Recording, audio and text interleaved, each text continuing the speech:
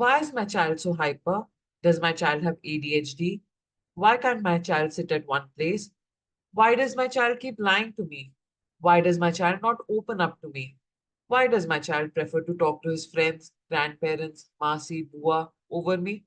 If these are some of your questions as a parent, then this video is for you. Hi, I'm Surbhi Khurana, counseling psychologist at Sri Tara School of Wellbeing.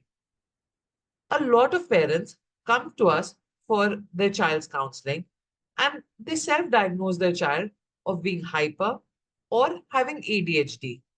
ADHD is attention deficit hyperactivity syndrome. Now, each kid is unique, and I can't tell you over a podcast if your kid has ADHD or not. But in most cases, it's the parents who need counseling as to how to handle their kids rather than kids being hyper.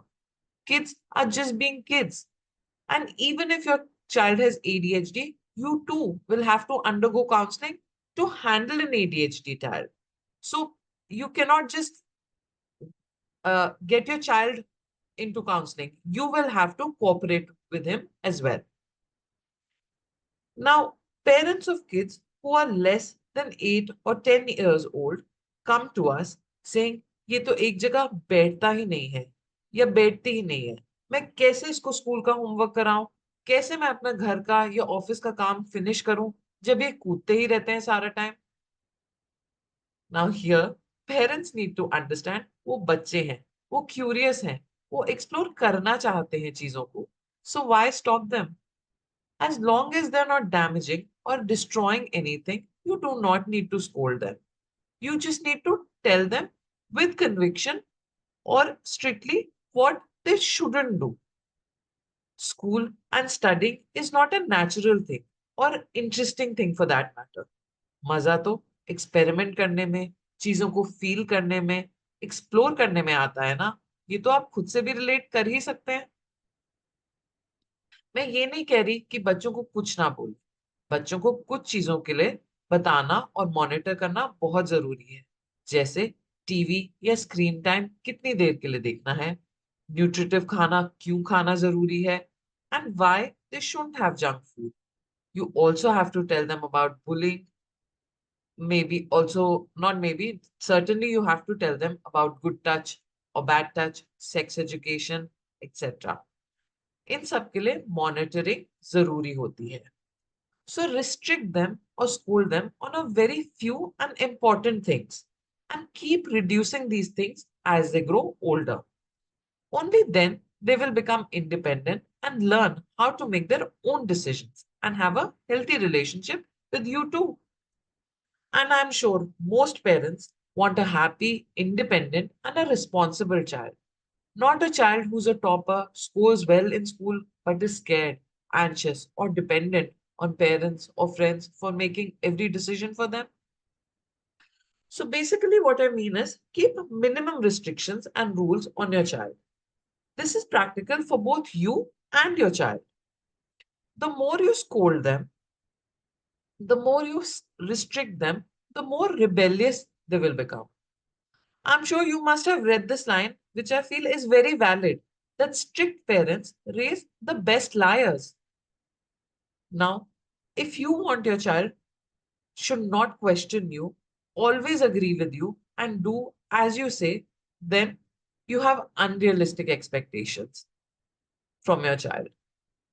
You basically then want a robot, not a child. And your child is a kid. He will have his own moods, own skills, own temperament, own things he's good at. So you cannot scold them and mold him into becoming what you want him to become. Do not tell your child to not question you, because then you might be making your child obedient, but at the risk of making him incapable of thinking.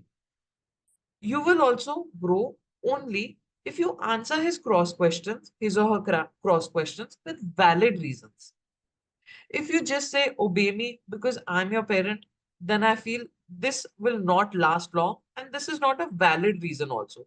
Soon they will grow up, then they will also start parenting their child by saying, ऐसा करो क्योंकि मैं तुम्हारा parent हूँ और इससे कुछ मिलता नहीं है. You're just taking advantage of them for being younger than you, for being dependent on you, which I feel is not right. Give them valid reasons as to why your children should do what you're telling them to do. And maybe I can tell you with an example, like if you're telling them to clean their room, tell them that cleaning the room is important because number one, for hygiene purposes, if an unhealthy and unkept room will make you, can spread diseases and make you unhygienic. Secondly, in a messed up room, in an unkept room, it is difficult to find things. So a lot of time is wasted on the in the last minute when you need to find something in your room. So basically, what I mean is talk to them with reasons and tell them the consequences of their actions. This is not just for your child, actually. I even talk to my husband or my parents or my friends with reasons. Because if I tell my husband, this is how you should parent our child, then he will probably think or say, why should I listen to you? Am I not smart enough? Why do I need to listen to you as to how to raise our child? Just because I'm a psychologist, I can't tell him how to behave with our child. I give him proper reasons, and only if he finds those reasons valid, he does or agrees with what I'm doing. अब reasons बताने के लिए ये जरूरी है कि आपको reasons clear हो. अगर आपको ही अंदर से क्लैरिटी नहीं होगी, then your child will also see that unclarity clearly. Either your child will not do what you're saying, or even if your child does what you're saying, they will express that what you're saying doesn't make sense, but I just have to do it because you are my parent or because I'm dependent on you. But it is important that you know the reason and you tell them the reasons too. But also इस गलतफहमी में मत रहिएगा कि बच्चों को एकदम से रीजन समझ आ जाएंगे. कुछ रीजंस उन्हें एकदम से समझ शायद आ भी जाए, कुछ बाद में आए और कुछ शायद कभी ना आए. But that is beyond your control. When your child doesn't obey you, you feel he doesn't love you or he is against you. But the fact is that your child is just a separate individual who will have his own likes, dislikes, skills, moods, and lots of other habits. And you can just give them reasons as to why they should listen to you. If they still don't agree, they probably think your reasons are not good enough. Your child has friends, he watches videos, reads, explores the internet, talks to other people, so he learns from everything and everyone around him. Your children will prefer talking to people who let them express themselves and don't judge them. Don't give them gyan of right and wrong behavior, of morality, of ethics, etc. And mostly these are friends or aunts or sometimes grandparents as well. Parents are usually busy correcting and modifying their child. That is why the children either lie to them or don't open up to them. I'm not saying as a parent, agree to whatever your child is saying. That is not practical. It is not possible. But don't expect them, that is, don't expect your child to agree to whatever you're saying as well. Listen to your children completely and teach them to listen too. And one way of teaching is by doing, that is, अगर आप उनकी पूरी बात सुनेंगे तो chances है वो भी आपकी पूरी बात सुनेंगे.